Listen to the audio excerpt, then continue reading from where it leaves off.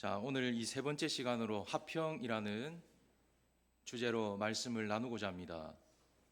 자, 성령의 열매 첫 번째 열매가 뭐였죠? 사랑, 다음은 희락, 기쁨, 그 다음에 화평. 자, 오늘 세 번째 화평 시간입니다. 자, 이 화평이란 말은 달리 말하면 평안, 평강, 평화라는 의미를 가지고 있습니다.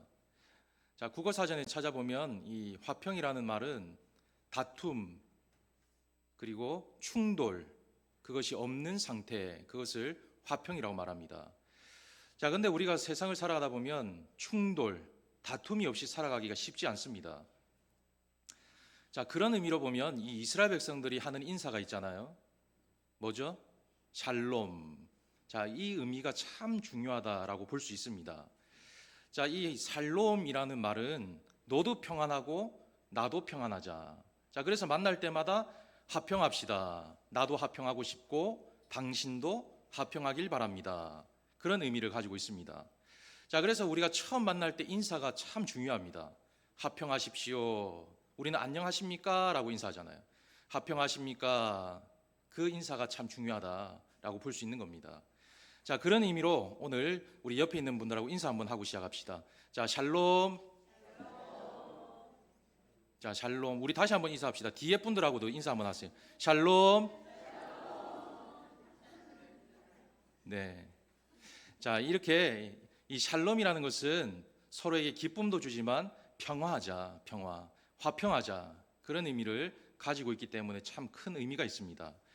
자, 그런데 오늘날 보면 많은 사람들이 이 화평을 누리고 싶어 하지만은 그 화평을 누리고자 하는 여러 가지 조건을 걸 때가 있습니다. 자, 그게 뭐냐? 물질에 의미를 둘 때가 많습니다. 결국에 화평을 누릴 수 있는 가장 큰 목적은 물질이다. 물질에 큰 의미를 두며 살아갈 때가 많습니다. 자, 그런데 우리가 돌아보면 과연 물질이 단가? 물질이 없어도 불편하지만 그렇다고 물질이 없다고 화평을 누리지 못하는 것은 아니다라고 생각할 수도 있습니다.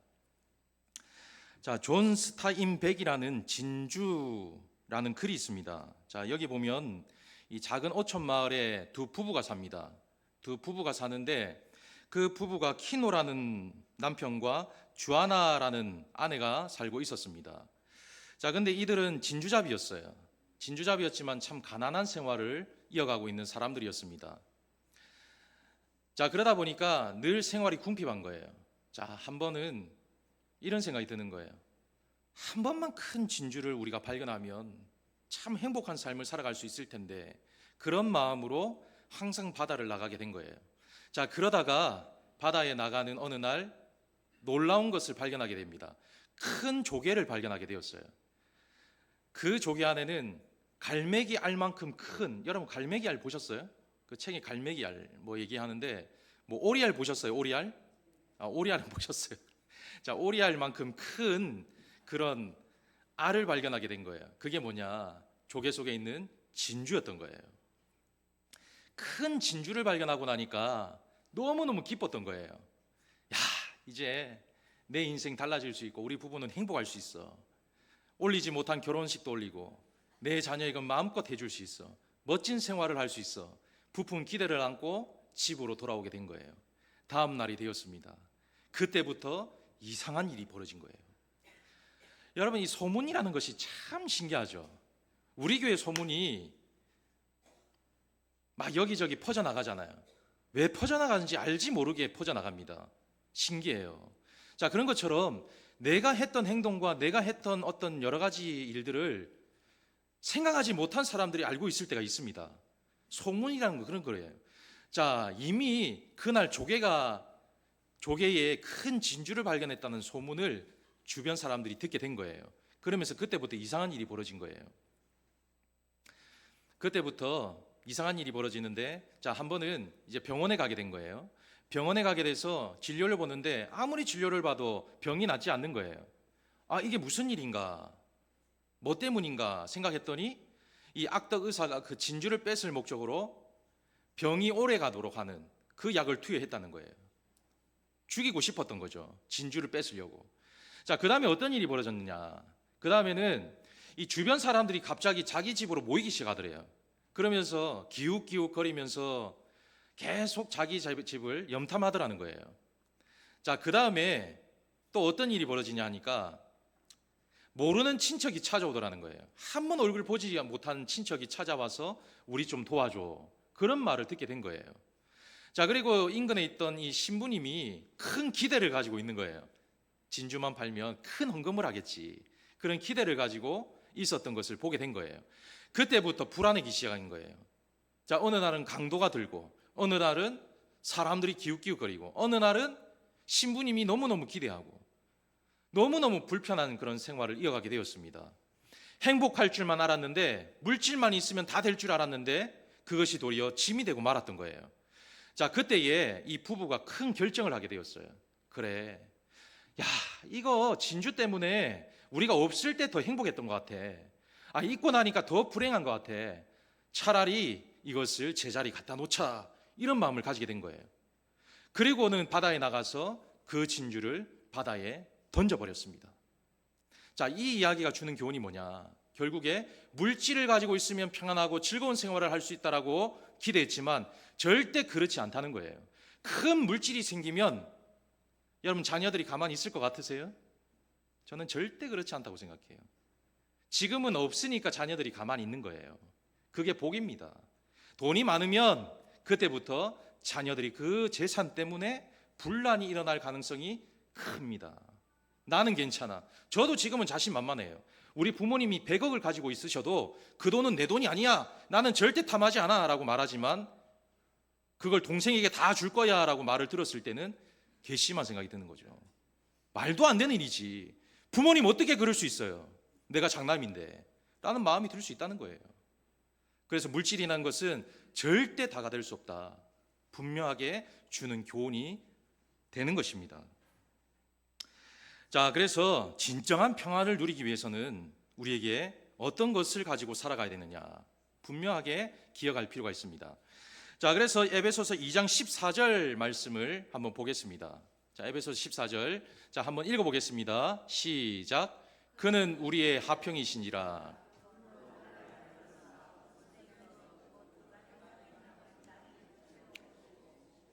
아멘. 자, 여기에서 그는이라는 말은 예수님을 뜻하죠. 예수님께서 평화를 주시고 이 땅에 오셨는데 예수 안에 있을 때에만 화평을 누릴 수가 있습니다, 그렇게 말하고 있는 겁니다. 자, 앞에서 물질, 건강, 자녀, 결국에는 다 사라질 것들이에요. 자, 그런데 주님 안에 있을 때만 화평을 누릴 수 있다, 그것을 말하고 있는 거예요.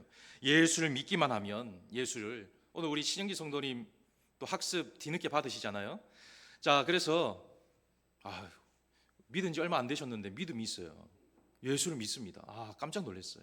감사하고. 자, 그런데 자, 그 예수를 믿기만 하면, 그 믿고 신만 하면, 인정만 하면 우리가 생각하지 못한 놀라운 축복과 평화를 누릴 수가 있다, 그것을 말하고 있는 거예요.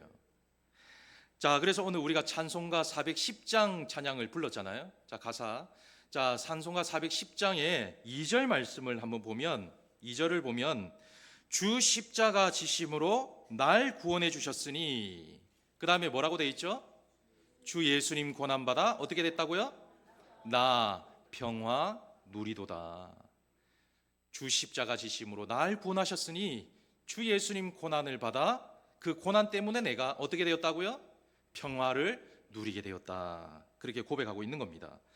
자, 요한복음 14장 27절 말씀에도, 자, 같이 한번 읽어봅니다. 시작.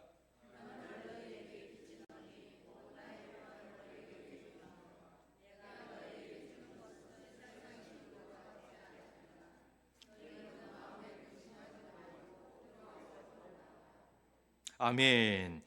자, 수많은 사람들이 우리가 평안을 누리려고 합니다. 그러나 그 사랑하는 사람들, 물질, 그것으로는 절대 평화를 누릴 수 없다.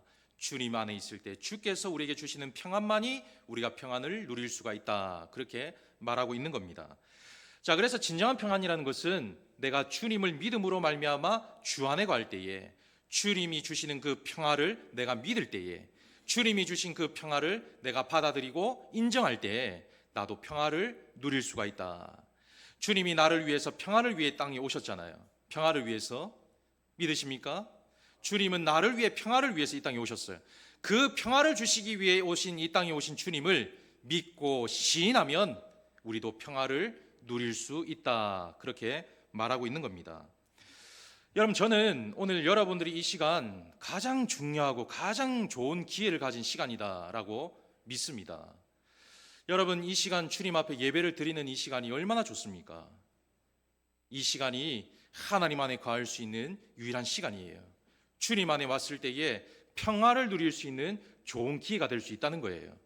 자, 그래서 주님 안에 있다라는 것은 바로 내가 주님 안에 거한다라고 말할 수가 있는 거죠. 그래서 주님 안에 있는, 주님 안에 거하는 예배의 시간, 지금이 가장 좋은 기회다라고 볼 수가 있는 겁니다. 여러분, 우리가 주님 안에 평화를 누리면 우리의 인생이 달라질 수밖에 없습니다. 여러분, 세상이 얼마나 찌들려 있습니까? 세상이 얼마나 어두워져 있어요. 그런데 주님이 우리에게 평화를 주시고 그 평화를 믿기만 하면, 내 속에 거하기만 하면 나는 그런 삶에 빛을 나타내는 삶으로 살아갈 수가 있게 되는 것입니다. 눈물이 거하는 곳에 웃음꽃을 피울 수가 있는 거예요. 마음이 고통과 짐을 갖고 있는 사람들에게 희망을 줄 수가 있는 것입니다. 금이 가고 깨어진 곳에 다시 붙일 수 있는 삶을 살아가는 귀한 삶이 될 수가 있는 것입니다. 자, 그래서 오늘 이 평화라는 것이 매우 중요하다라고 볼 수가 있는 거예요. 여러분, 한 사람 한 사람이 그 평화의 사람으로 평화를 나타내는 삶이 될 수 있기 때문에 중요하다. 자, 그래서 오늘 이 시간에는 이 평화, 우리는 어떻게 하면 평화를 가지고 살아갈 수 있는가, 또 평화의 사도로 삶을 살아갈 수 있는가, 그것을 살펴보고자 합니다. 자, 가장 먼저는 이 화평하며 살아야 할 이유를 먼저 알아야 됩니다. 자, 우리가 왜 화평하며 살아야 되는가? 자, 레위기 26장 6절 말씀을 한번 보겠습니다. 자, 26장 6절 같이 읽습니다. 시작. 내가 그 땅에 평화를 줄 것인즉 너희가 누울 때 너희를 두렵게 할 자가 없을 것이며 내가 사나운 짐승을 그 땅에서 제할 것이요 칼이 너희의 땅에 두루 행하지 아니할 것이며. 아멘. 자, 에베소서 2장 16절 말씀도 한번 보겠습니다. 자, 한번 보겠습니다. 시작. 또 십자가로 이 둘을 한 몸으로 하나님과 화목하게 하려 하심이라. 원수된 것을 십자가로 소멸하시고. 아멘. 자, 결국에 이 말씀을 보면, 자, 화평을 우리가 가지고 살아야 될 이유는 예수님 때문이라는 거예요. 예수님. 자, 예수님께서, 하나님께서 예수님을 보내심으로 화평케 하시기 위해서 이 땅에 오셨다는 거예요. 자, 화목 제물로 주시고, 그 다음에 막힌 담을 헐어주시고, 원수된 것을 소멸케 하시고, 그를 통하여 우리를 화평케 하시기 위해서 이 땅에 오셨다, 그렇게 말하고 있는 것입니다. 자, 히브리서 13장 20절 말씀도 자, 한번 보겠습니다. 시작. 양들의 큰 목자이신.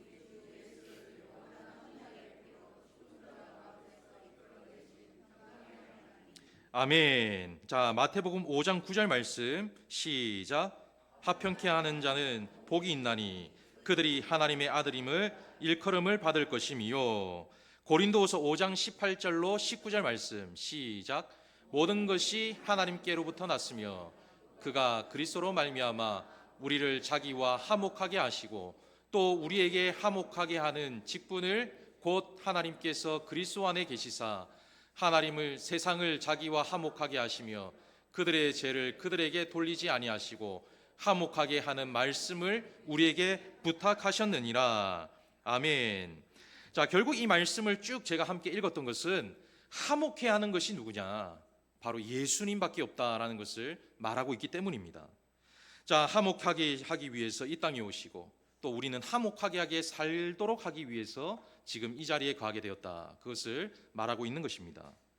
자, 그럼 두 번째, 화평케 하는 사람은 어떤 관계를 맺으며 살아가야 되는가? 이것이 중요해요. 자, 우리가 화평케 하기 위한 이유는 예수님 때문에 아주 간략한 말씀을 통해서 한번 살펴보았습니다. 자, 근데 예수님 때문에 오셨는데 그러면 예수님으로 인해서 우리는 어떤 관계를 맺으며 살아가야 되는가? 그것을 생각해 볼 필요가 있습니다. 자, 먼저 첫 번째는 자기 자신의 존재 가치를 바르게 인정하는 삶이 필요합니다. 자, 이게 무슨 말이냐? 여러분, 자기 자신이 어떤 사람인지를 분명하게 알아야 돼요. 내 자신이 누구인가? 여러분, 말씀해 보면 하나님께서 우리를 어떤 형상으로 지으셨다라고 말씀하고 있습니까? 하나님의 형상, 하나님의 형상. 여러분, 하나님의 형상으로 지음받으심을 믿으십니까? 우리는 하나님의 형상을 지음받은 사람이에요. 그것이 중요합니다.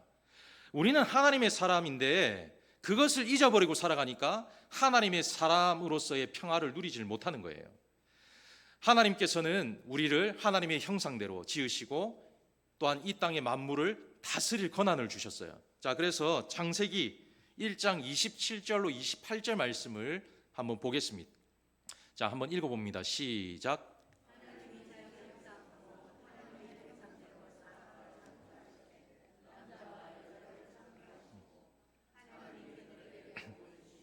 하나님이 그들에게 이르시되 생육하고 번성하여 땅에 충만하라. 땅을 정복하라. 바다의 물고기와 하늘의 새와 땅에 움직이는 모든 생물을 다스리라 하시니라. 아멘. 자, 하나님께서는 하나님의 형상, 그 형상대로 우리를 지으시고 이 만물을 다스릴 권한을 주셨어요. 자, 그럼 하나님의 형상이 뭔가? 하나님의 형상이라는 것은 선한 형상이죠. 그리고 성령의 열매의 형상이 있는 거예요. 자, 그 중에 화평의 형상이 있습니다. 자, 그래서 이 조물주가 우리 피조물을 만드시면서 다스릴 권한을 주셨다는 거예요. 선하게 지으시고 또한 화평케 하기를 바라시는 마음으로 권한을 주심으로 우리를 지으셨다라고 말하고 있는 겁니다.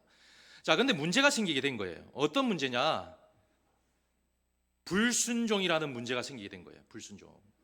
이 불순종이 들어오고 나니까 선한 것이 악하게 변질되는 거예요. 미움이 생기고 불평이 생기고 불안이 생기고 불만과 분쟁이 생긴 거예요. 자, 그래서 우리는 여기에서 중요한 부분을 또 한 가지 짚고 넘어가야 돼요. 하나님은 어떤 분이라 하셨습니까? 하나님은 선하신 분. 그렇죠? 하나님 선하신 분이죠. 하나님은 선하신 분이에요. 자, 그럼 선의 반대가 뭡니까? 선의 반대, 악이잖아요. 악. 자, 악에는 여러 가지 요소들이 있습니다. 분쟁, 분열, 다툼, 미움, 시기, 질투. 하나님은 절대 그런 분이 아니라고 말하고 있어요. 자, 그래서 마귀라는 이 존재는 선과 반대되는 모습으로 나타나게 만드는 것이 마귀입니다. 선의 반대 악, 진실의 반대 거짓, 긍정의 반대 부정, 그것을 일으키는 것이 마귀예요. 그래서 여러분들, 내가 불평스러운 말을 하고 불평스러운 생각을 하고 온전치 못한 생각을 한다면 마귀가 주는 것이다 라는 것을 감지하셔야 된다는 거예요. 그것을 놓치니까 평화를 누리지를 못하는 거예요. 자, 지난번에 제가 말씀을 드렸잖아요. 지난주에도 말씀을 드렸지만 교회 오시면 절대 뭐 하지 말라 했습니까? 세상 얘기하지 마라. 세상 얘기. 세상 얘기는 절대 하지 마라. 평화를 깨는 일들이에요. 자, 그래서 하나님의 형상대로 지음을 받은 우리가 권한을 받게 되었는데 그런 부분으로 우리가 생각해야 되는데 그 반대의 모습을 나타내게 되었다. 그래서 로마서 7장 19절 말씀에 내가 원하는 선은 행하지 못하고 내가 원하는 선은 행하지 못하고 악을 행하는도다. 그렇게 말씀하고 있다는 거예요. 자, 그래서 여기서 중요한 것이 바로 나라는 존재예요. 나라는 존재. 나는 어떤 존재? 선한 존재라는 거죠. 선한 존재. 여러분 자신. 하나님이 나를 창조하시고 나에게 권한을 주시고 하나님의 아름다운 자녀로 살게 하셨다라는 나라는 존재를 기억해 나가야 된다는 거예요. 자, 이것을 기억하게 되면 어떤 일이 벌어지느냐? 내가 하찮은 존재가 아님을 깨닫게 됩니다. 여러분, 자존감이 낮은 사람들을 보면 이유가 있어요. 왜냐하면 나라는 존재를 모르기 때문이에요. 여러분, 우리는 자존감이 높아야 됩니다. 왜? 나라는 존재가 누구라 했죠? 하나님의 형상을 지음받은 하나님의 자녀라고 했잖아요. 자, 그러면 하나님의 자녀인 우리는 세상을 정복하고 다스릴 권한을 받게 되었어요. 그러면 자존감이 어떻게 돼야 됩니까? 높아야 당연한 거죠. 그런데 우리의 자존감이 낮다. 문제가 있는 거예요. 하나님의 자녀라면 자존감이 높아야 됩니다. 자, 거기에서 우리의 평화를 누릴 수가 있게 된다는 거예요. 자, 두 번째는 이 주변 사람들과 바른 관계를 통해서 평화를 누릴 수가 있어요. 자, 어떻게 보면 오늘 핵심적인 부분입니다.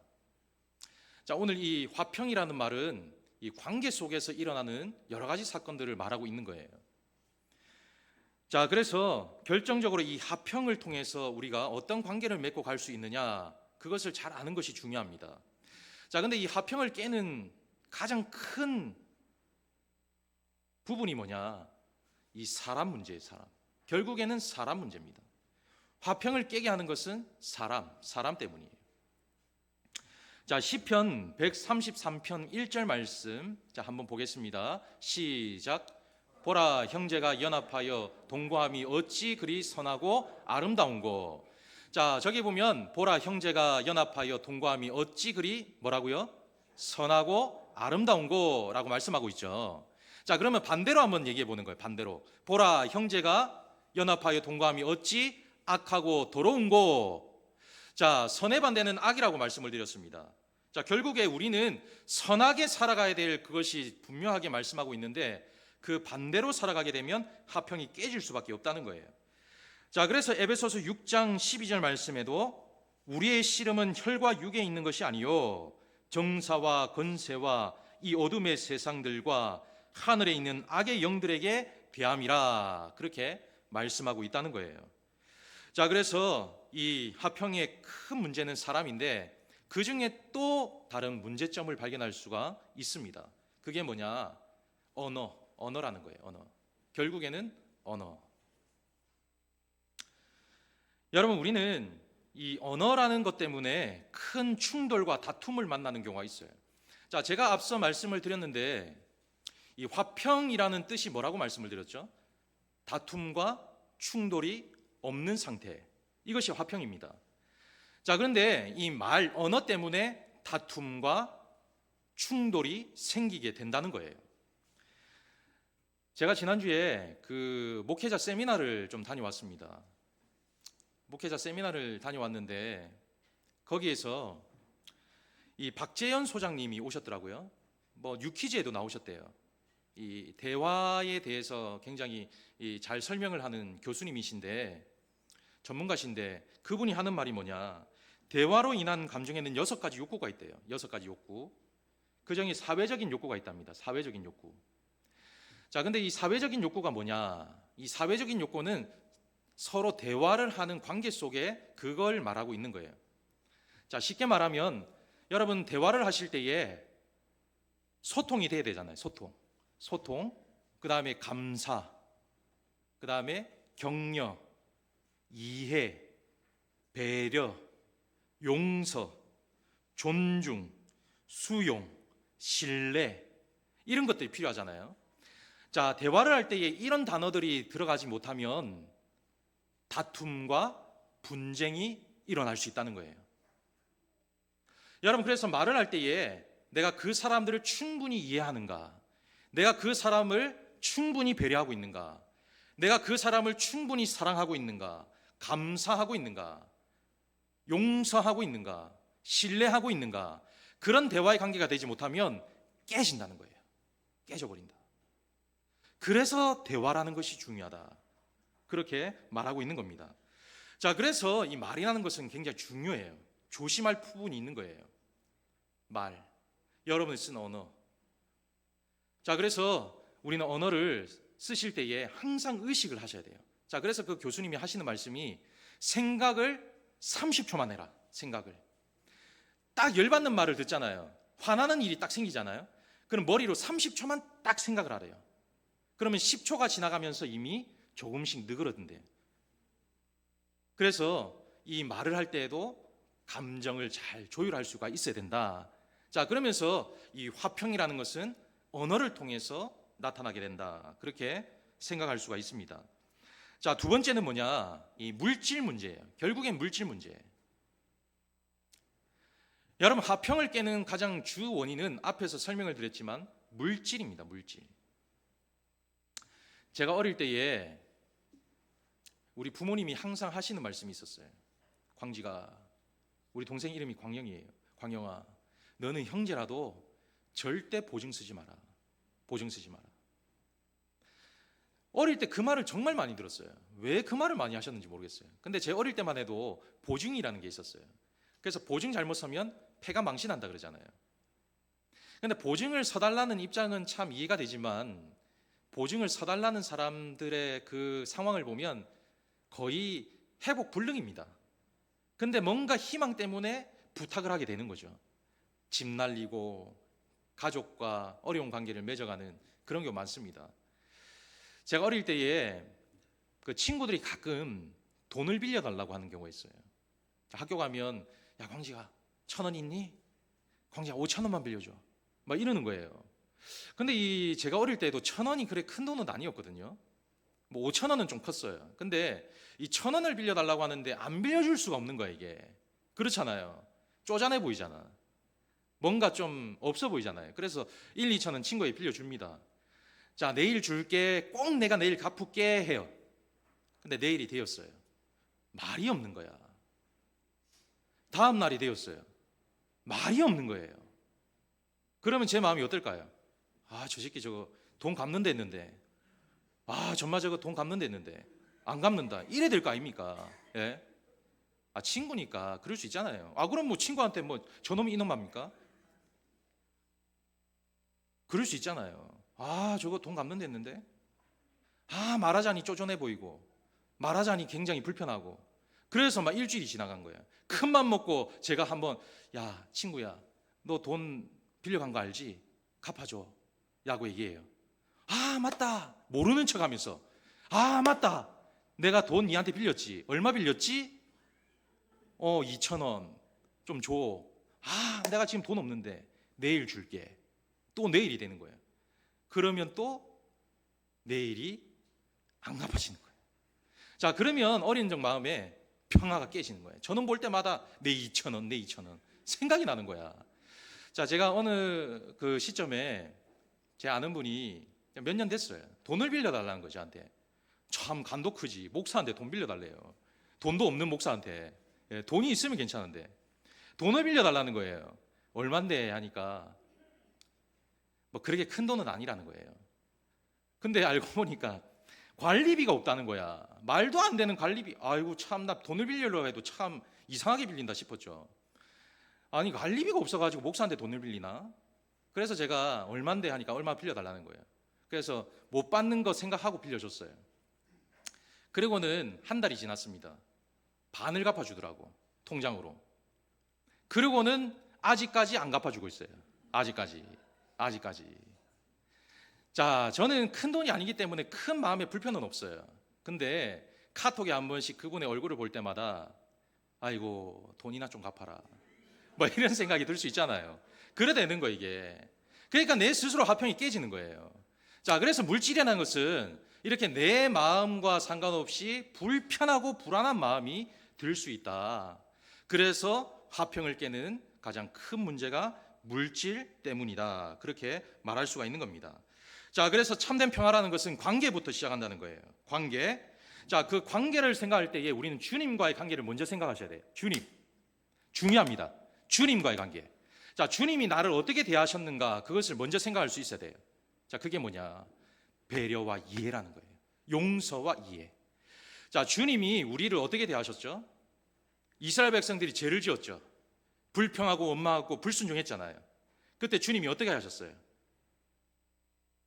이해와 용서해 주셨죠. 그리고 그들을 품으셨잖아요. 예수님을 보내셨잖아요. 자, 그들은 얼마나 죄악을 범했는지 주님이 말씀하시기를 한탄하셨다 하셨어요. 한탄. 사람의 언어 때문에, 사람의 말 때문에, 사람의 행동 때문에, 사람의 관계 때문에 한탄하셨다. 그렇게 말씀합니다. 자, 창세기 6장 6절 말씀해 보니까, 자, 한번 같이 읽어보겠습니다. 시작.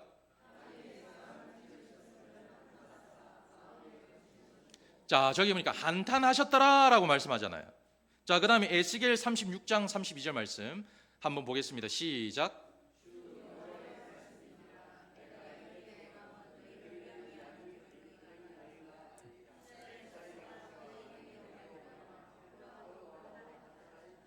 아멘.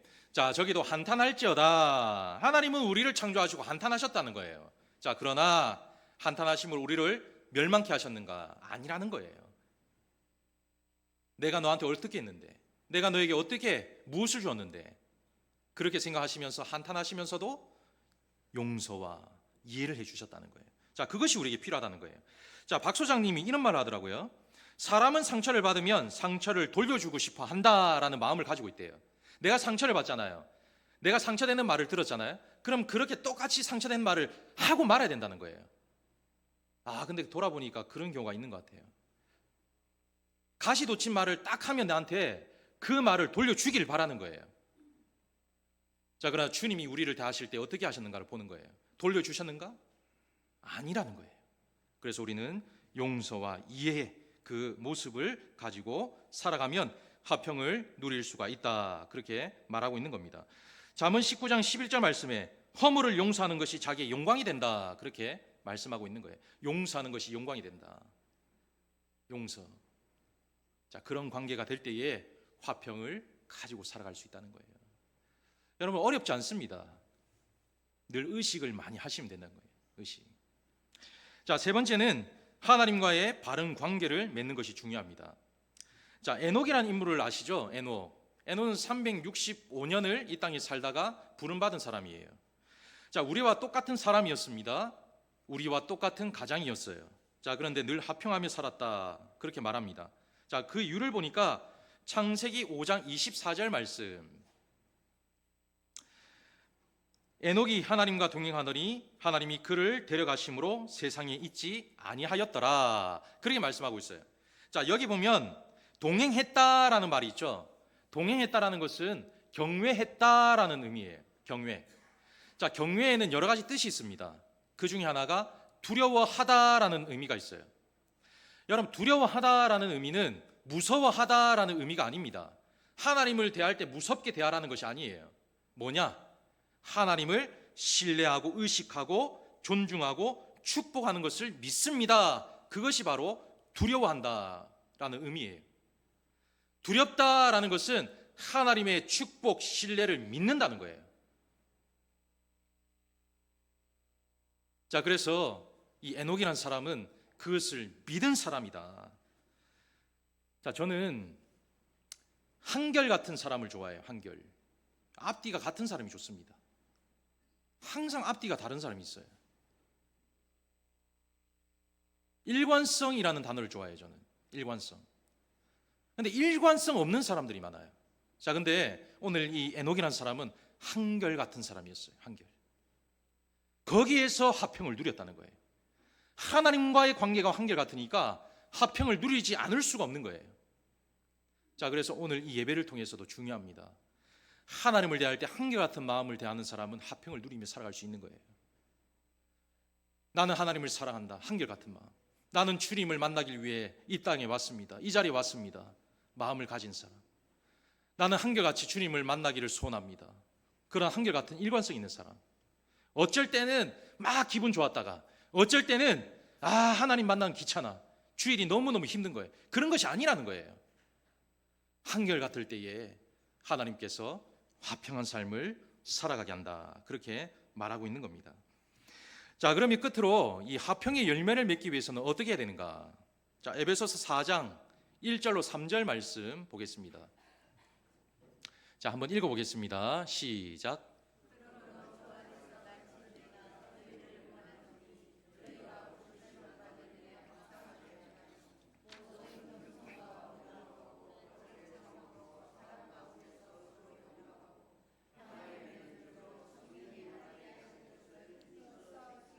아멘. 자, 화평이라는 것은 억만금을 준다 해도 가질 수 없는 거예요. 내게 억만금이 있다 해도 기쁨을 누릴 수 없고 화평을 누릴 수가 없습니다. 자, 그래서 오늘 말씀에 주님 안에 겸손과 온유와 오래 참음으로 서로 용납함으로 힘쓰고 지키는 자, 그런 사람이 화평을 누릴 수 있다, 그렇게 말하고 있는 거예요. 용납하는 자. 자, 여기에서 힘써 지켜라 라는 말은 큰 의미가 있어요. 자, 예전 이 당시에는 로마의 검투사들이 경기를 많이 했잖아요. 자, 경기할 때에 검투사들이 동물과 싸울 때도 있고 때로는 상대 검투사와 싸울 때도 있습니다. 자, 그럴 때 힘써 싸우지 않으면 자신이 어떻게 될까요? 죽죠. 죽습니다. 내가 힘을 다하여 싸우지 않으면 내가 죽는 거예요. 자, 그런 것처럼 화평을 누리기 위해서는 힘써 싸우지 않으면 화평을 누릴 수 없다는 거예요. 힘써 싸워야 된다는 거예요. 용납하기를 힘쓰라는 거예요.